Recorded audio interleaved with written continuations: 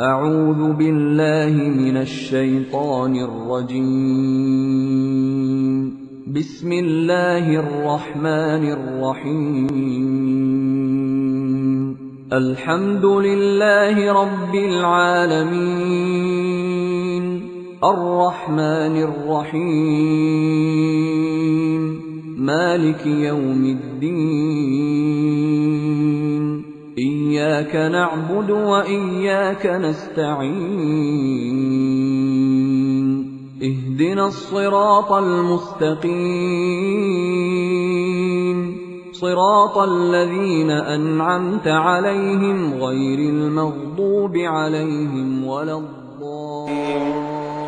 الحمد لله الذي خلق السماوات والأرض وجعل الظلمات والنور ثم الذين كفروا بربهم يعدلون. رب اشرح لي صدري ويسر لي امري واحلل عقدة من لساني يفقهوا قولي. سورہ انعام مکی سورت ته په مکی کې الله تعالی نازل کړی دی او په مکی کې د نزول چې کومو دا لس کاله تقریبا د مکی لس یا یو لس کاله شیو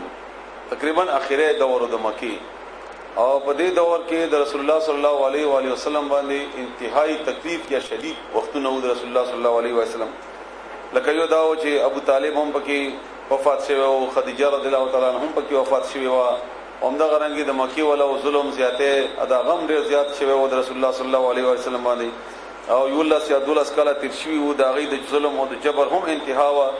او حبشي ته هجرت هم شوی و د بعضي صحابه کرام چې کوم حبشي ته تلیو نو په هغه وخت کې یعنی حالات داسې انتهایی تکلیف دی او د رسول الله صلی الله علیه وسلم او د هغه ملګرو باندې نو الله تعالی سورۃ انعام په یو ځای باندې نازل کړی دی. دا ټوله خطبه په یو ورکه الله تعالی نازل کړی دی الا دا یو څو آیتونو باندې کې اختلاف شته داسې مضامین په دې کې بنیادی مضمون خود توحید دی، آخرت دی، د جاهلیت رسم او رواج او هغه د پاره د اخلاقی اصول د مسلمانانو د پاره او د هغه د اعتراض جوابونه او مسلمانانو د خپکولو د هغه تسلی د پاره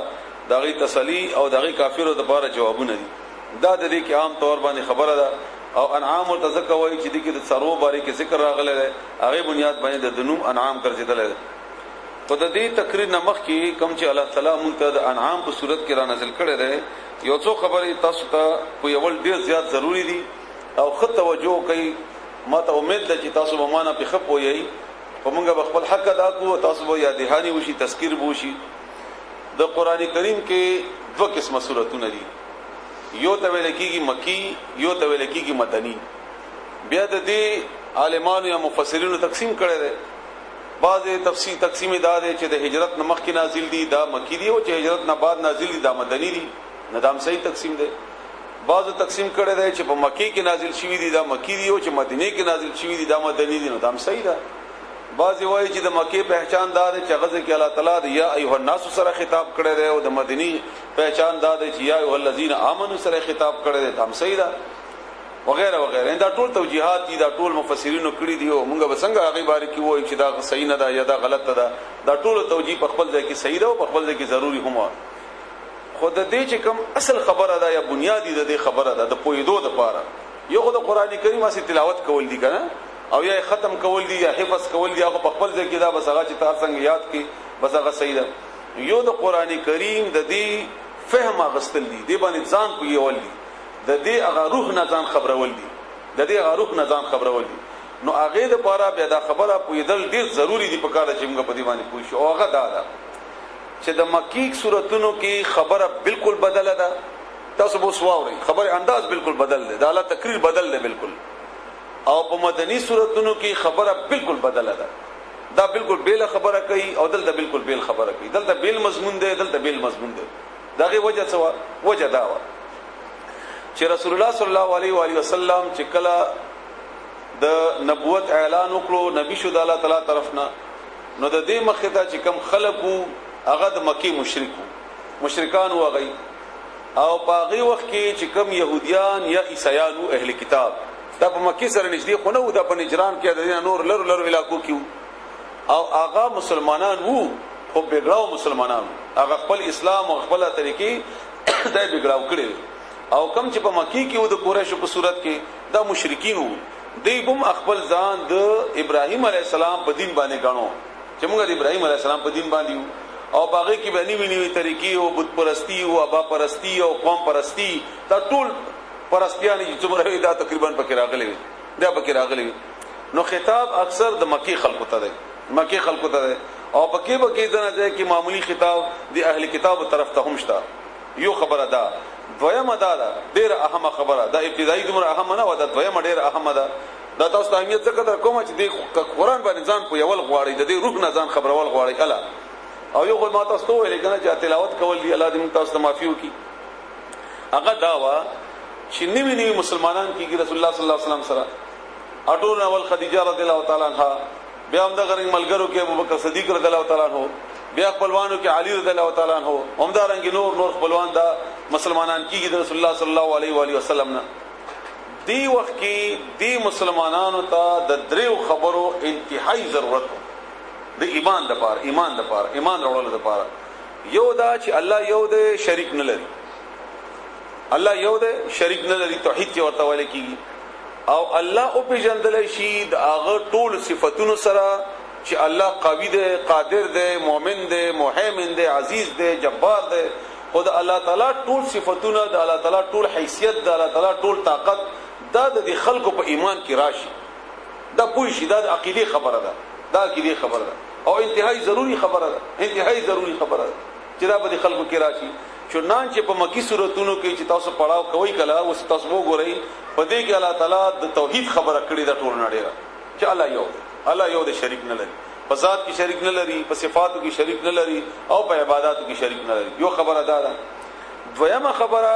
په مکی سوراتونو کې الله تعالی کړې ده د سړي باره کې صلی الله علیه و علیه وسلم چې دا پیغام راوړی دی محمد صلی الله علیه وسلم چې دا صحیح خبره کوي دا دروغ نه وایي دا امین دی دا امانتدار دی خبره ټیک کړي دا د الله طرف نه راوړي دا د دې دا ټوله خبره ثابت کول دي چې د خبره دا صحیح خبره ده او منل پکار یعنی رسالت ته د رسول الله صلی الله علیه وسلم باره کې نو دویمه خبره به تاسو ګورئ د مکی سوراتونو کې د رسول الله صلی الله علیه وسلم باره کې وایي دریمه خبره به تاسو یو بل ګورئ چې هغه ته موږ تاسو آخرت وایي په قران کریم الفاظو کې آخرت یعنی کته اومني چې الله یو دی او دام اومني چې رسول الله صلی الله علیه وسلم د الله پیغمبر دی نو د دې بدل بچوي نو د دې بدل اخرت په صورت کې د اخرت کې د جنت په صورت کې تا ملاوي شي او کنه مانی نو اخرت کې به حساب کتابو شي د جهنم په صورت کې به ملاوي شي نو دا اخرت داغه په نتیجه کې جنت او داغه په نتیجه کې جهنم د دې تفصیل ده د جنت تفصیل الله بیان کړی دی داسې هوري دي غلمان دي باغونه دي انګور دي کجوري دي او ونی دي نهرونه دي وغیرہ وغیرہ او جهنم ذکر الله کړی دی غسلین دي او شراب دي او حمیم دي سکل دي او سخت او بدی تخی او بدی لړمان دي او مران دي دا ډول چې د لپاره چې د فکر آخرت د آخرت دا فکر تازه شي خود توجه کوي بیا د آخرت فکر تازه شي د جنت تمه پیدا شي خوندونه بیان شي خوشحالي بیان شي او تمه پیدا شي د جهنم نه یره پیدا شي او عبادت مجموعه ده د یری او د تمه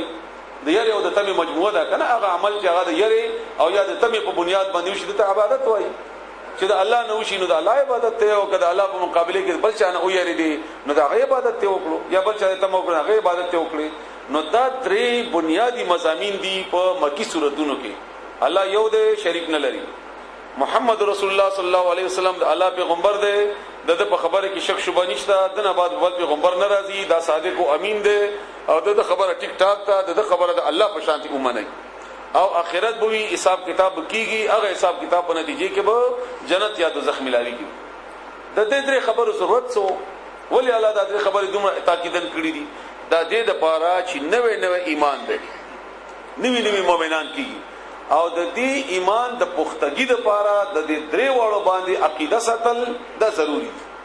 ضروری چنانچه 13 سال دیار لسکاله مسلسل الله تعالی د خبره کړې تاسو ووري او په دې حال کې وتا سووري صرف هم دې خبره اړولې نه ده اخرت ته رسالت ته توحید ده اخرت ته رسالت ته توحید ده په دې باندې خبره الله تعالی کوي ان کله چې سړی پویږي نه هغه ته تنګ شي دا دومره ډېر الله ولي کوي او چې کله سړی پویږي او دې مقصد نه خبري بیا هغه د دینه دا معلومه شو چې دا دیار لسکاله الله تعالی د دې مسلمانانو عقیده جوړول دي چې دا ډېر ضروری